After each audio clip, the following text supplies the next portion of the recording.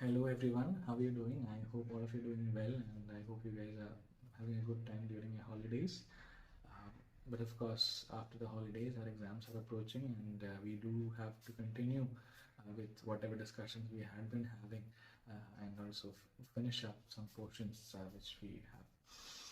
But if I do conduct live online sessions, I have a feeling that many of you might not be able to join, and it might not be as effective as this would be, because the recording can be watched as many times as you want, and you need not rely on your ability to attend something in person. Yes, so I'm planning to start with one particular chapter from Readings from the Fringes, which is Knowledge is Power by Yuval Noah Harari. At least some of you must have heard about Yuval Noah Harari. He's a very popular historian, philosopher. Mostly he writes about the evolution of human beings, the kind of cause and effect, the kind of historical factors which come into play. It's not just chronological history, but very reflective kind of history. He thinks about why human beings would have been, would have developed in a particular way, or why certain tendencies are there within human beings and human communities. These kinds of critical questions are actually asked. So, I don't think we have the complete essay, but rather a very small portion of that part, which comes in this book called *Sapiens: A Brief History of Humankind*. This Harari actually has written multiple books, but what is interesting is that these three titles, if you look at it, are very interesting. Firstly, *Sapiens: A Brief History of Humankind*, which was written in 2014. It reflects on the past of human communities. And then he has written another work, which is Homo Deus: A Brief History of Tomorrow, which reflects on the future possibilities of human communities. And also another work which is titled 21 Lessons for the 21st Century, which was written in 2018, which discusses some problems which are contemporary, which are happening in the present. So a wonderful way of articulating ideas, thinking about the past, future, and the present. Now, this particular part, or this particular extract, is taken from the larger work, which is *Sapiens: A Brief History of Humankind*. And as the title itself suggests, it is how knowledge becomes a source of power, how information, ideas, or knowledge becomes a source of power. Now, this particular essay actually contributes to the larger debate between the relationship between about the relationship between the sciences and technology. Nowadays, all of us have this feeling that somehow these are words which can be interchangeably used, science and technology. They are so very closely related, right? But according to Yuval Noah Harari, it was not always this way. There was no inherent connection between the sciences and the technology which existed earlier in human history. It was only a very recent phenomenon that people actually started realizing the potential of the sciences and their utility when it comes to developing new technology. Earlier, probably thousands of years back, we've had communities living, we had wars happening. So he says that in all these processes, not much thought actually went into sciences. That sciences can actually create inventions or technology that can be used as a source of power. This kind of an idea did not exist according to him. It actually gradually developed during the 15th century, 16th century, 17th century. And finally, this idea that science can be used as a very powerful tool in order to gain power, or science can be utilized in order to develop new technology which can give power. So this idea, according to him, is more recent. Now, he says that most of the people are actually a bit scared of the idea of the sciences, because the kind of language used in the sciences, or the kind of mathematical formulations used in the sciences, are actually not something that everybody is comfortable with. Not everybody wants to learn things like quantum mechanics or macroeconomics.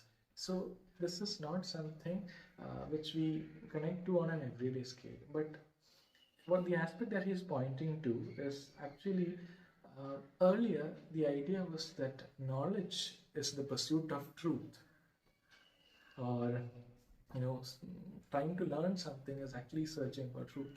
That was the earlier idea. But with industrialization or with capitalism, this idea started changing, that the value of knowledge is actually determined by its utility, or how much empowerment can a particular bit of knowledge give you. That is actually what determines the value of knowledge. It need not even be fact, how useful it is for us. That is the basic idea that is looked into nowadays in modern sciences. Now, there are many ideas which have been discussed.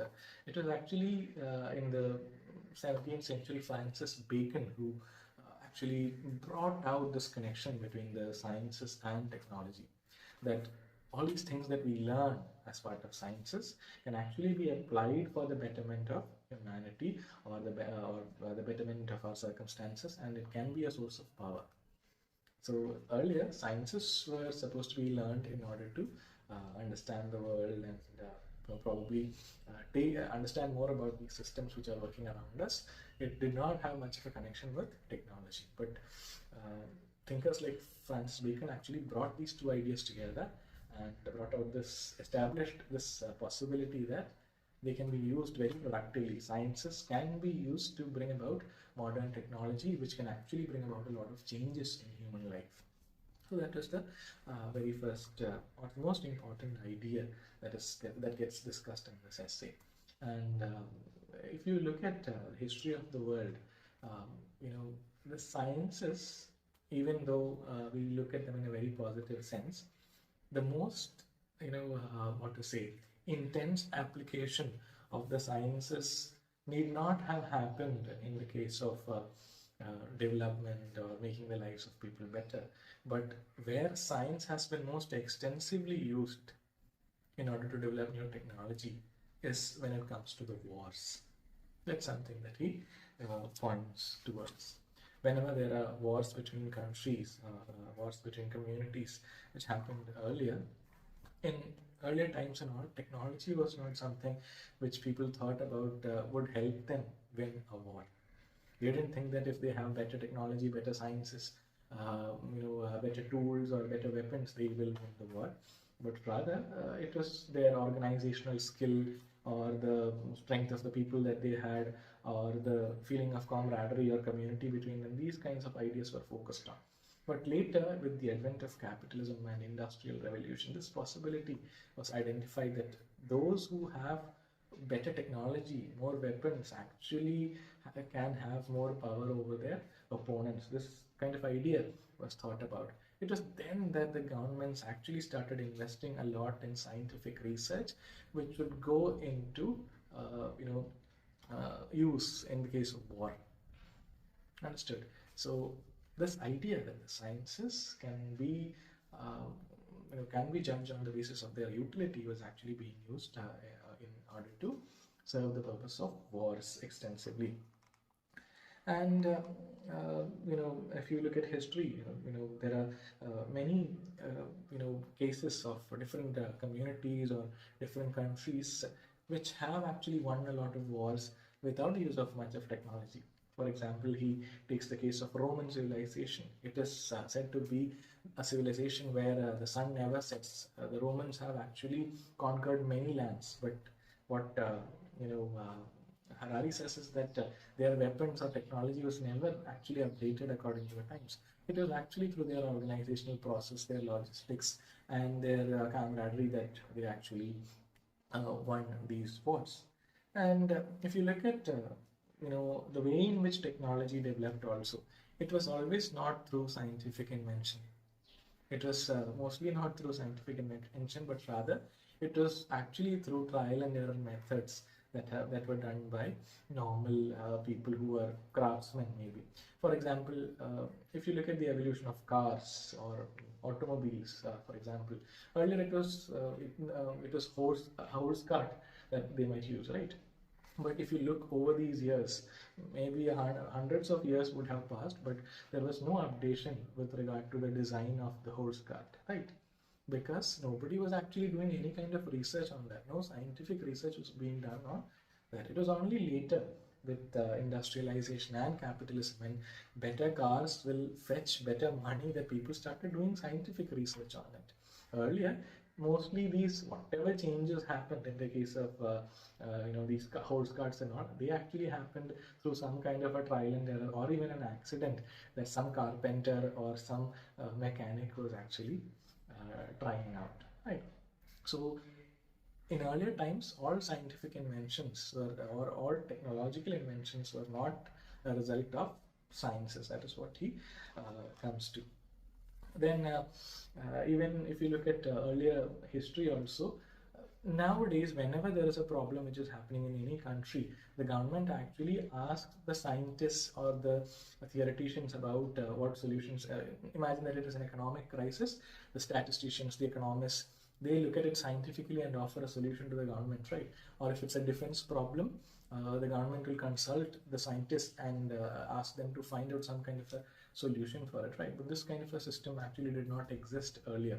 Earlier, education had its prominence, but the purpose of it was mostly in order to instruct people and maintain a kind of adherence or a kind of a discipline. That was the major purpose of education which existed earlier. Research and the development of technology through research was not actually thought about. If you look at the history of the world, a perfect example would be that of the two world wars. When the First World War was happening, and when countries had this feeling that somehow they were about to lose the wars, they would summon the scientists in order to find better weapons or better explosives, better machine guns or better aircrafts, etc. So those people wearing the white lab coats were now called upon in order to serve the nation, to give them ideas about better weapons. Another example is that of Germany in the Second World War, when they were actually losing the war. They actually did not give up hope, because they had this hope that their scientists will come up with very powerful rockets and all. Eventually, Germany could not succeed because during that time itself, the United States of America had another project which was going on, which was definitely the construction of or the making of atom bombs, which they tried in Japan. So this kind of a research was happening there in the United States already at that point of time. So look at the potential of scientific research. It could be something that could have been used for many wonderful things, but mostly it was employed. The intensity of these technologies were actually employed when it came to the wars. The case of Japan and the nuclear bombing is an example how this actually happened. And there is another possibility actually. Now, these are all cases of offense, right? When one country was attacking another country with the help of technology which is backed by scientific research. But this need not be the case. It could also be used for defense. For example, in order to prevent terrorism, maybe. Many American thinkers have been saying that very micro scale bionic electronic flies, fly in the sense these insects could be made who can fly around and collect information and report it to the US headquarters. So these small flies, mechanical or electronic flies, can be sent to all over the world and even in the places where the terrorists reside, and all their plans will reach the US headquarters. And also there is an idea about fixing these very powerful scientific research backed face scanners which can actually identify the psychological intentions of people and prevent such problems, that whether they are angry or whether they are planning to do something which is evil. These kinds of things can be found out and preventive measures can be taken. Now, of course, there are ethical questions involved. For example, should we actually scan the thoughts of somebody? Is it actually ethical to do that?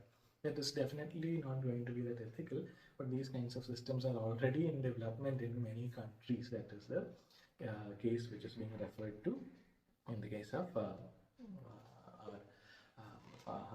by Harari. And he also cites many other examples where he takes the case of China. For example, one of the most powerful inventions which actually aided the wars was actually that of gunpowder, right? Gunpowder, which was used in explosives, in cannons, in firing at the enemy and all. It is a kind of an accidental invention. It was never intentional. People did not want to find a weapon which can be used against the enemy, but some alchemists in China were actually trying to do some other research, and it was a byproduct that came out, gunpowder. And for around 600 years, they actually did not realize the potential of gunpowder, the usability of it in the war. For 600 years, they kept using gunpowder just to make crackers for celebrations and all.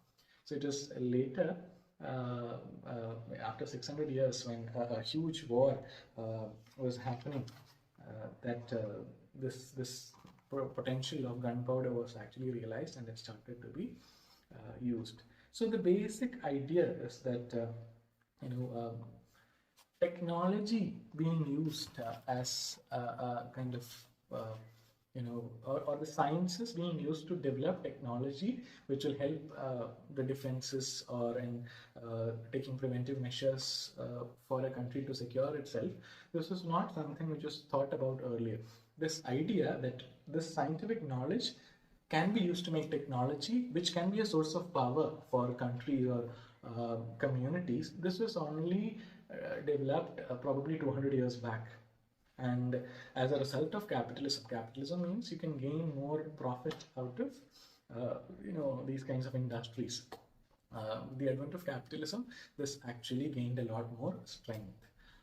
As the earlier American president Dwight E. Eisenhower mentioned, he mentioned that there is an industry and military collaboration which is happening, where many things are being produced for the military by the industry, but it is actually an industry, military and science collaboration which was happening.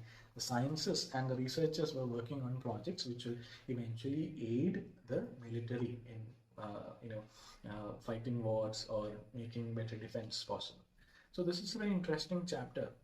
As students who probably are involved in scientific disciplines, you think that mostly the sciences are involved in making the lives of people better. There is another side to it, that the sciences were extensively used in wars, and even now there is a saying, there is a sentence in the text which says that most of the wars are actually funded by sciences. That is or produced by the sciences. That is true to a large extent, as I understand. So these are things which we can think about. In which direction should sciences go, and what about ethics? What about ethics when it comes to science, technology, and research? And what about the use of science and technology in war? All these are things which we can think about. That is probably why we have an essay like this in this particular chapter. So I want all of you to go through the entire essay. I have tried to summarize almost all the aspects which have been discussed in the text, and when you read it you will understand it better, and I have actually tried to incorporate the ideas which will be the answers to the questions which are there in the text also. I hope that will help you also. Okay, so with this I'll wind up. I'll continue with these recorded sessions. We'll have another session in the coming days. Okay, thank you.